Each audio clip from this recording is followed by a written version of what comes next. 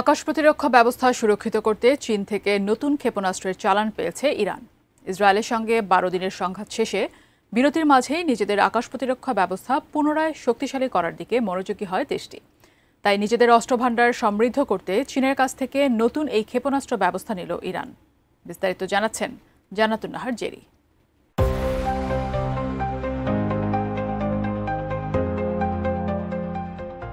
Iran ও ইসরায়েলের মধ্যে ১২ দিনের রক্তক্ষয়ী সংঘর্ষের সাক্ষী হয়েছে বিশ্ব।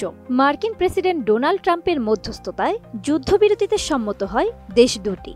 তবে এই যুদ্ধবিরতিতে ভরসা রাখতে পারছে না ইরান।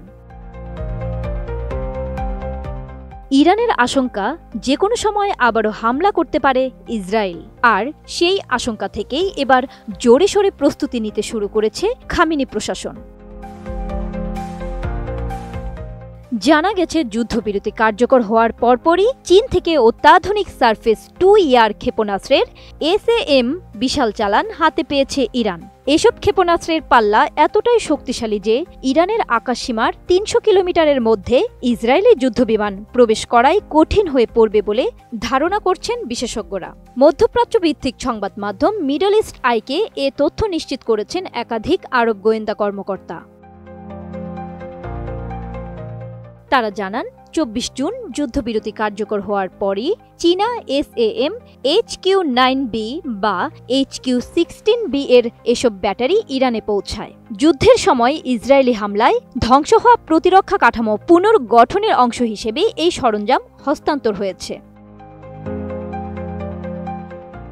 আরেক আরব কর্মকর্তা জানান, ইরান তাদের বিমান প্রতিরক্ষা ব্যবস্থাকে আরও শক্তিশালী করতে তীব্র গতিতে কাজ করছে এবং যুক্তরাষ্ট্রকেও এ বিষয়ে জানানো হয়েছে। জানা যায়, এসব ক্ষেপণাস্ত্র ব্যবস্থার বিনিময়ে ইরান বিপুল পরিমাণ অপরিশোধিত তেল দিচ্ছে চীনকে। চীন বর্তমানে ইরানি তেলের সবচেয়ে বড় ক্রেতা। মার্কিন নিষেধাজ্ঞা সত্ত্বেও তৃতীয় দেশের মাধ্যমে চীন নিয়মিতভাবে ইরানি তেল আমদানি করে আসছে, যা দুই দেশের কৌশলগত সম্পর্ককে আরও মজবুত করেছে।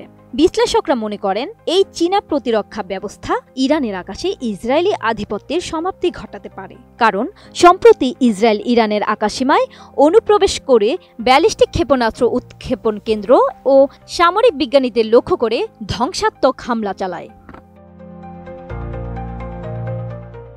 চীন আগেই পাকিস্তান ও মিশরের মতো মিত্রদের কাছে এসব ক্ষেপণাস্ত্র বিক্রি করেছে।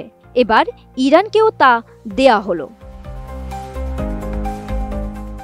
জান্নাতুন Nahar Jerry, desk report, ATN news.